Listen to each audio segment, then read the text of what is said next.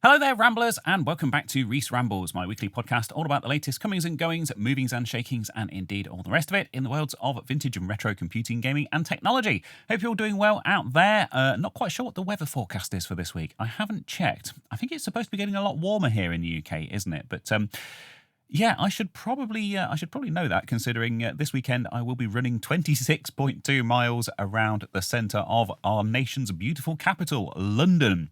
Yes, that's right. It is the weekend of the London Marathon, and quite an important milestone for my wife and I.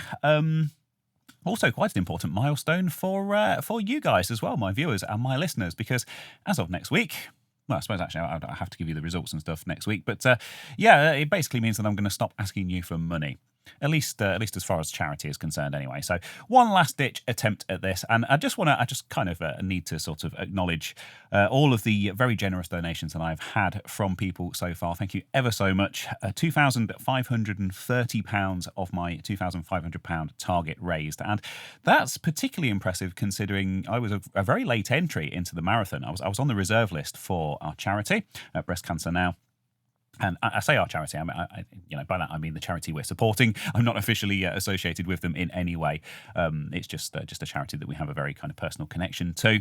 But yeah, I was quite a late entry. I was on their reserve list, and somebody unfortunately had to pull out for personal reasons. And they gave me a call and said, "Well, your wife's running this, and she's done a fantastic job with the fundraising so far. Would you like to be there to support her and run alongside her?" And of course, I said yes, against my better judgment. I mean, it's not every day you get an opportunity to run the London Marathon. So yeah, I ran Birmingham in 2018. That's where this photo on my Just Giving page is from. Definitely didn't enjoy it at all. I'm not much of a runner, I must say, but I have become one in the past couple of months with the training and everything. And this is it. There's nothing more we can do now, really, other than rest until the big day. Make sure we're well fueled, lots of carbs, lots of pasta. I've been drinking lots of beer in the evenings. I mean, it's all carbs, isn't it? I'm sure beer counts, doesn't it? Yeah, I'm sure there's probably runners out there that are going to tell me that was a horrific idea. But yeah, so the page will be linked down below, and thank you once again ever so much to everyone who has donated so far and helped me to reach my target. It means I'm now eligible to run in support of this charity, but it's not too late to donate. And you can also, you'll also be able to track us online as well. I need to work out how to do that and hopefully provide the link somehow.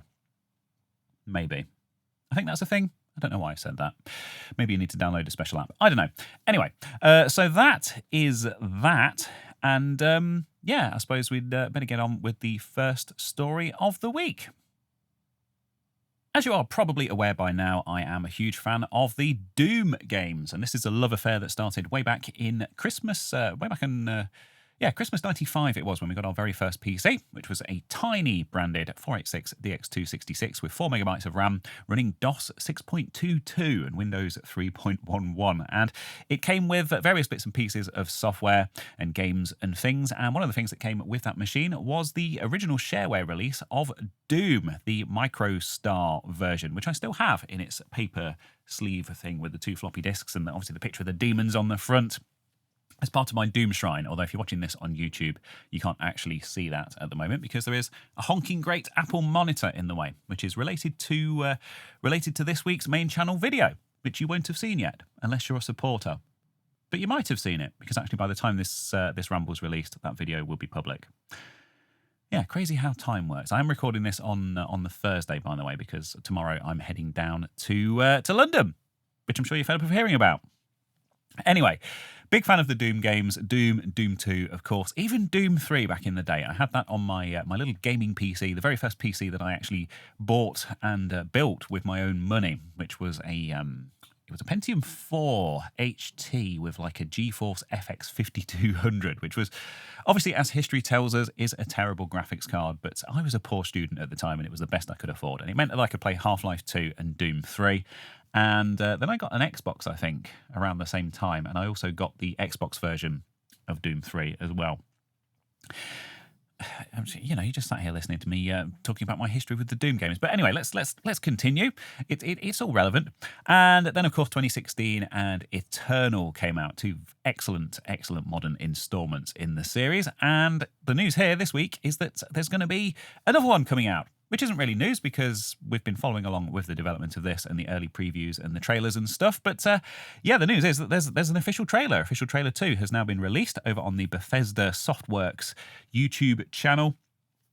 And just to recap, you know, I'll hit play on this. So if you're watching this on YouTube, you've got something to watch other than my face.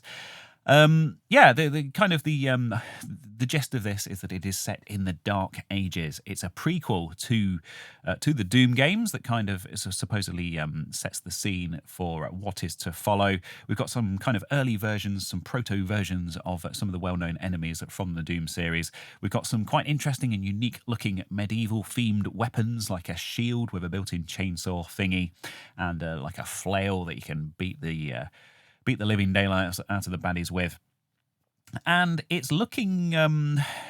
I'm still not sure about this. And I must say, having seen this latest trailer, I'm even less sure about this. I mean, this is all story. This is all very heavily story-driven, this second trailer. And some of the previews picked up on this as well, some of the early reviews and things, people saying that, you know, the story was kind of much more prominent in this one, and there were, you know, a lot more kind of cutscenes and stuff going on as well. And I think, obviously, of course, the original Doom had the story about, you know, the Marines that had gone missing on, you know, the moons of Mars, and the portal to Hell opening, and the demons coming through, and then having to travel into Hell in Doom 2 and kind of take them out of the source, that kind of thing. But to be honest, most people don't care about the story, and I guess a lot of people who've played the game over the years probably don't even know about the story because it's really not important. And that was something that they addressed in 2016 as well with... obviously, Doom Guy, the protagonist of the games, the player character, or the Doom Slayer, as he's called nowadays, which is whatever.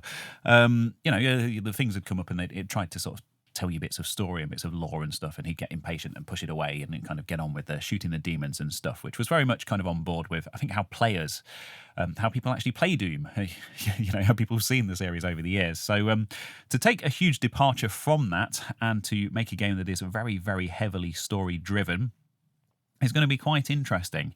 And that, along with the changes to some of the gameplay, you know, it's got these big arena levels and stuff that you can replay. It's got this mech that you can pilot, a dragon that you can fly on. It's got these, you know, different weapons, different enemies and things.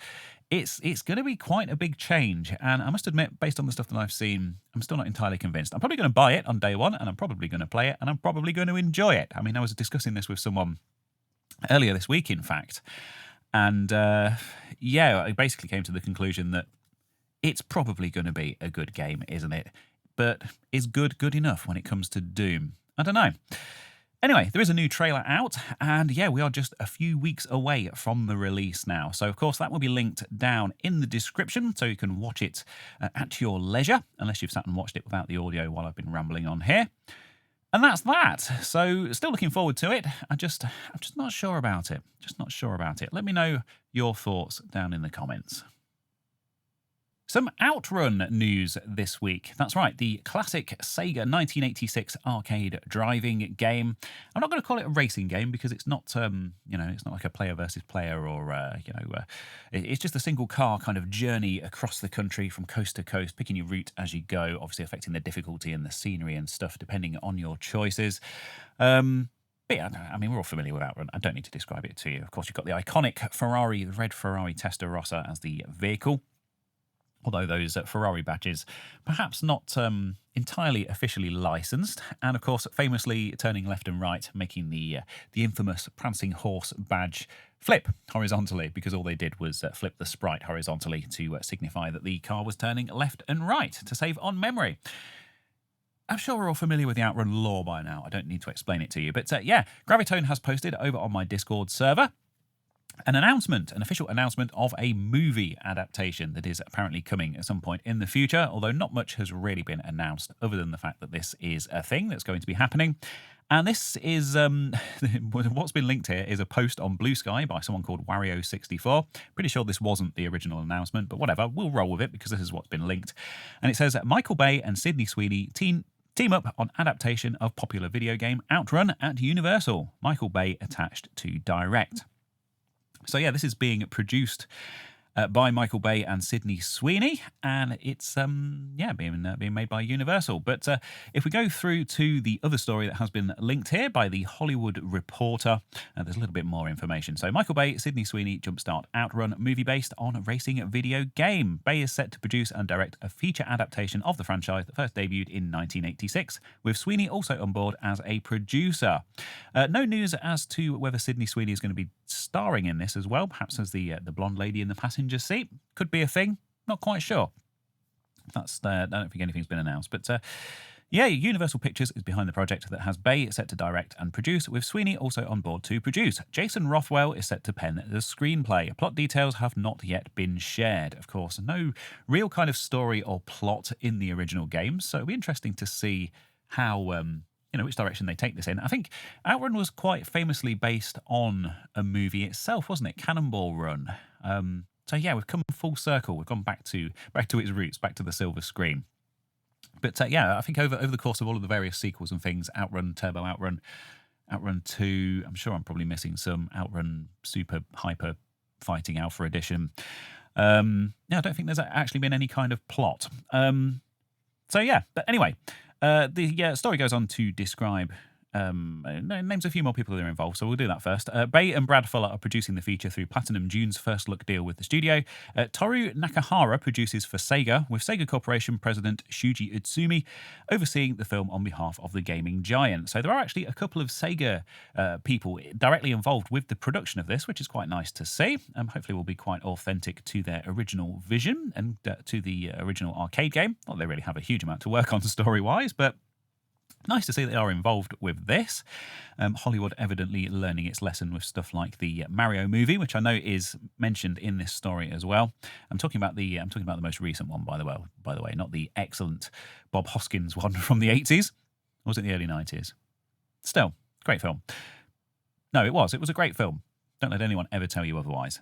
The story goes on to describe the gameplay and stuff, which of course we're already familiar with, and some other Hollywood adaptations of famous games, of course. As mentioned, like the Super Mario Brothers movie quite recently, the Sonic the Hedgehog franchise, some actually surprisingly good films.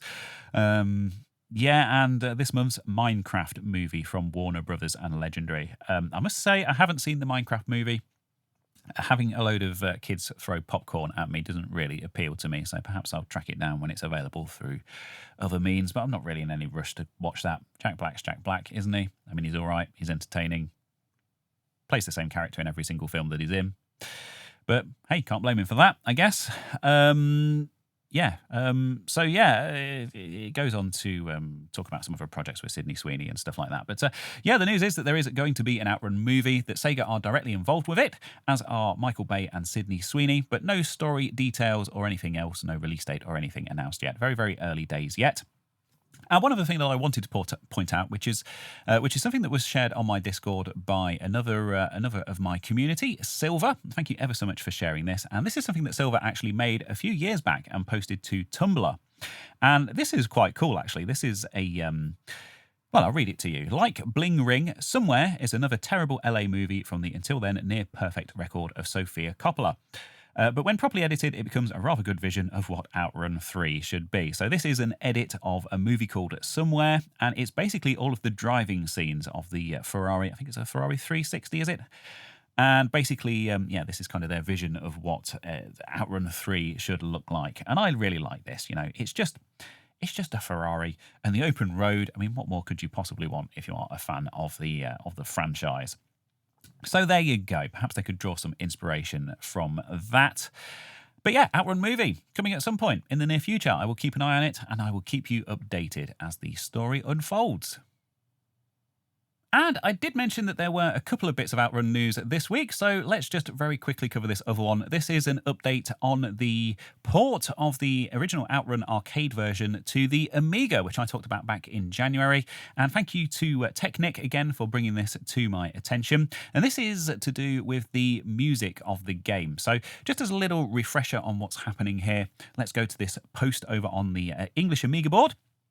from Reassembler, and this was the original announcement back on the 10th of January. So this is a port of the original OutRun arcade release, a line-by-line assembly port of the original arcade game to the Amiga, which is still ongoing, which is really, really cool. Of course, the Amiga did get ports of OutRun and various, obviously plenty of other arcade games as well back in the day, as did my beloved Atari ST. But I think it's fair to say that those OutRun ports did leave a bit to be desired. They weren't quite arcade perfect, and they were maybe a little bit rushed and a little bit sloppy, and perhaps didn't quite fully take advantage of the hardware's capabilities, both in the case of the Amiga and the Atari ST, in fact. So interesting to see that someone is finally doing a proper line-by-line arcade-perfect port to these systems. Now, of course, I won't go over the original announcement again, but there was some progress at least, showing some bits and bobs working, so all looking very cool. But the news this week is that the music is well underway, and there is a YouTube video here from Reassembler, who is, of course, as mentioned, working on this port. And I thought this was quite interesting because, this is basically converting the original music to Amiga to a proper tracker soundtrack, using the Amiga's 4 sound channels, of course, and trying to get this as authentic as possible, as note for note perfect to the original arcade release as possible. So this is looking and sounding really, really good, and there is a bit of an update on.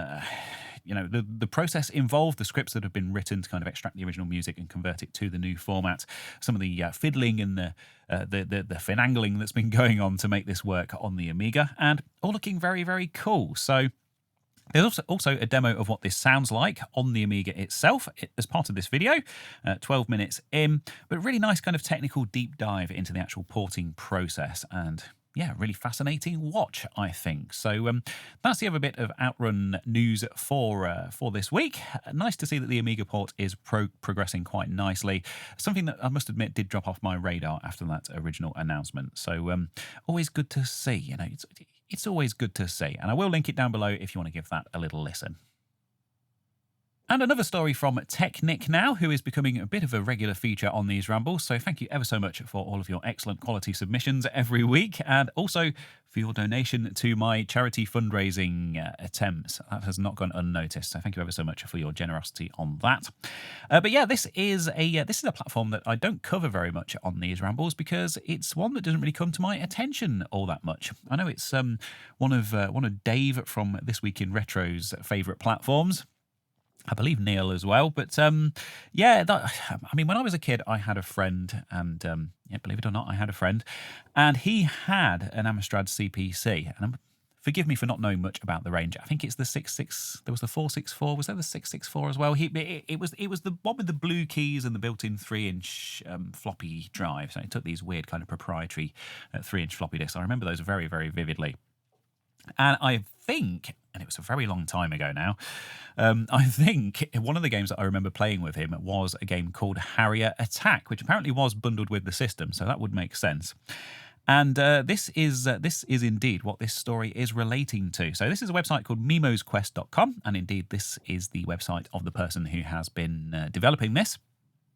And I'll tell you what, I'll let him speak for himself. So, Harrier Attack by Jor-El Software Limited, published by Amsoft, is an iconic game that is instantly recognisable as it came bundled with the machine. I remember spending many hours playing it with my dad when we got our first Amstrad, a CPC 464, back in 1987. I flew the plane and my dad pressed the spacebar to bomb the targets. Many people have fond memories of growing up playing this game. Some are under the impression that Harrier Attack was written in the BASIC programming language. They may think this due to its slow speed, blocky movements, and 8x8 character-sized sprites, but it is written in machine code. Its slow speed is due to the entire screen being scrolled 1 byte at a time. There are also program loops inserted by the programmer to deliberately slow the game down, presumably to make it easier for children to win on the earlier levels. As Harrier Attack is a fairly simple game, I wanted to see if I could disassemble it to try to speed it up. The result is Harrier Attack Reloaded. And not only is this kind of an optimized and tweaked version of the game, it's also available on the GX4000 now as well as a cartridge release, which is quite cool. That's an ill-fated Amstrad console. And it says here that you can download the cartridge images, the DSK, and the tape images, and the box art if you want to go and check it out yourself, as well as some documentation on how the game was actually programmed. And there's also a video over on the YouTube channel as well. So this is a channel called Fresh Off the Stack. I must admit I haven't watched this video yet. It's 42 minutes long, and I wanted to find the time to kind of sit down and actually watch it properly in great detail. But from skimming this, it's essentially how the game came to be developed. A bit about the developer Mimo's. We'll go with Mimo. Previous experience in working on some ports and some development on some different platforms. I think predominantly the Amiga, based on what I've seen. So that's quite cool. And yeah, just quite an interesting look into the development process and how this game was kind of disassembled and optimized and tweaked. So, well worth a watch if you want to go and check that out. Like I said, I've just been rushed off my feet with marathon prep and stuff this week. Did I mention I'm running a marathon? Perhaps I didn't mention that. But also, the other really interesting bit of news regarding this release, Harrier Attack Reloaded, is that there is a physical release as well that you can actually buy, which is really cool. So I wanted to draw attention to this. This is over on the eBay shop, and it is £32.12, which I think is actually really reasonable for such a small run, kind of a homebrew thing, with a proper plastic box and a proper printed manual, proper plastic cartridge and everything else. I mean, this looks like an official release, doesn't it? Obviously, a lot of work has gone into designing this and making it look as authentic as possible. So that is really cool. Probably well worth picking up if you are an Amstrad fan. And it says here, Harrier Attack Reloaded is a cartridge game for use on the Amstrad 464 Plus, 6128 Plus, and the GX4000. So it will not work on a normal 464, 664, or 6128. Of course, to do that, you'll need to go and download one of the other releases and stick it on a flash cart or whatever the Amstrad equivalent is. So, yeah, Harrier Attack Reloaded looks really cool. Nice to see these old games kind of being picked apart and optimized and mildly tweaked, but done in a kind of a sympathetic way, I think. I think it's quite an important thing for kind of preservation and exploration, education, other Asians that I can't quite think of at the moment. But yeah, you can go pick that up, watch the video, how it was made, pick up a physical copy, and go and enjoy Harrier Attack Reloaded. Harrier Attack, perhaps as it was originally intended to be enjoyed. And that, my dear Rambler, brings us around quite neatly to my regular Video of the Week feature, wherein I talk about a video that I've seen on YouTube in the previous week, something that has educated or entertained or informed or otherwise improved my life in some way. They're quite often retro computing and technology related, and quite often not, but this week they most certainly are. And I say they, plural, because I actually have 3 for you this week. I've been watching quite a bit of YouTube in the evenings because I've been house sitting for a friend of ours and dog sitting. And also, yeah, I appreciate this is going to be a bit of a shorter ramble this week as well, due to me recording it a little bit earlier in the week and therefore not having quite as many submissions to tell you about, but also because I'm short on time, as mentioned. So I thought I'd give you something else to go away and watch. And the first one, to be fair, is probably a channel that you are very familiar with. So this is Clint, this is LGR, and it's his latest in his series of reaction videos. I think this might just be the second one that he's done, but he did one at Christmas. It's kind of a bit of an experiment, and you could tell going into it that he wasn't really very sure about how it was going to be received. But actually, because he is so knowledgeable about all of this stuff, it was genuinely really interesting, and he has gone on to do a second one covering the Computer Chronicles again.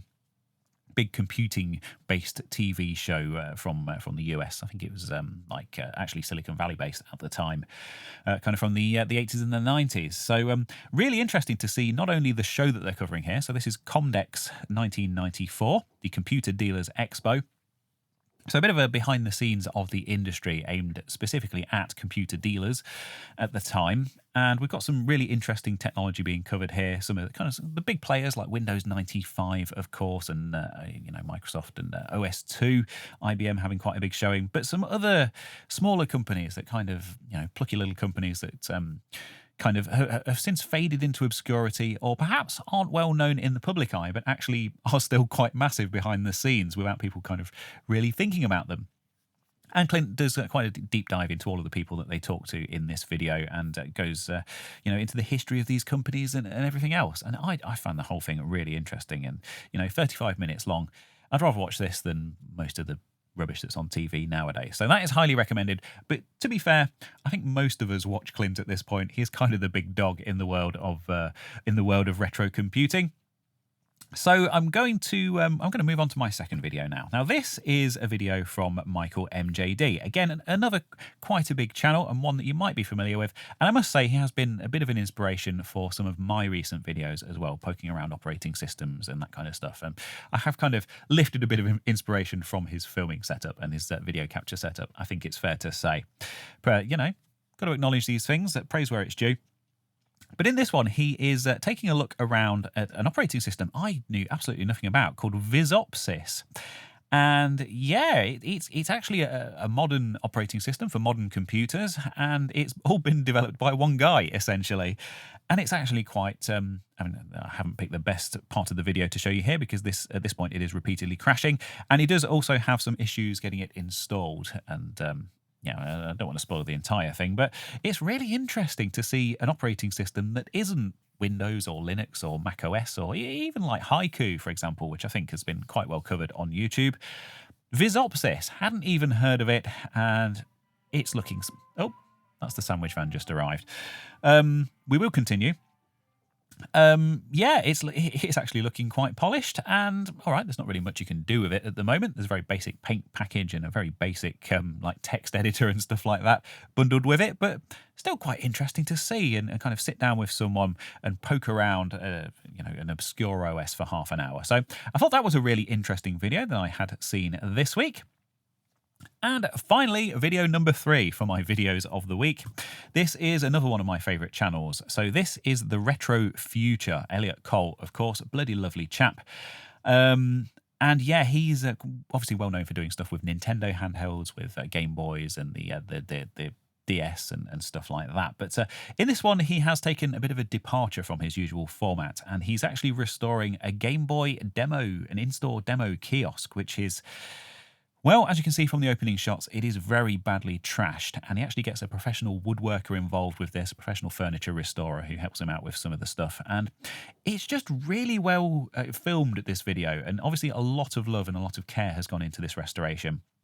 And he even goes so far as to kind of recreate some of the original graphics that aren't available anywhere to the best of his ability, and they come out looking absolutely great. And it's a really nice journey, but also, Elliot's a lovely guy, and the video was also kind of really well shot and really well put together as well. And I very much enjoyed watching this. Again, another 30-minute video. Some great humour in this, some great jokes and film and things, some great kind of self-deprecating, good old-fashioned British humour. And I don't think it's a channel that a lot of people who watch the likes of myself and LGR and stuff like that might be regular viewers of, just because his usual content is kind of a bit more, I don't know, he's adjacent to what we do, but perhaps there isn't all that much overlap. But this was a really well-made video. Evidently a lot of love and care and work has gone into this, and I enjoyed it a lot. It's a really nice journey, and he's a lovely chap, as mentioned. So, yeah, those are my 3 videos of the week as a bit of a peace offering for this week's Ramble being shorter than usual. But that's all I have for you for this week's Ramble. So, yeah, thank you ever so much for joining me. Of course, there is a main channel release coming out this week as well, which will be tomorrow, as at the time of recording, so the 25th of April. And it is all about this, the 2008 Intel Mac Pro. And in it, I am installing a modern, bang-up-to-date version of Mac OS. So the last version of Mac OS to support this machine was El Capitan, which was released in 2015, 10 years ago. But there is a community project called OCLP, or Open Core Legacy Patcher, that actually lets you run modern Mac OS on these old machines. And to be honest with you, even if you're not a Mac person, and I appreciate I sit here saying this, sat in front of my my M1 MacBook Air that I do use as my daily driver, but I'm certainly not a fanboy, as you've probably seen. I like tinkering with everything, but even if you're not a Mac person, I think it is a genuinely interesting an interesting process and interesting project that OCLP have put together, and just how they've managed to patch these things and get this stuff working, despite Apple having abandoned this machine. There's also a very important lesson in there about planned obsolescence and stuff as well. So I hope you enjoy that video. I'm off to go and run nearly 30 miles around central London. Don't know if I mentioned that. And yeah, I'll be giving you an update on that next week if I survive. But at the very least, I'm going to stop asking you to give me money now. So, yeah. And actually, on that note, I do have a Patreon and coffee as well. Just saying. And YouTube channel memberships. Bye.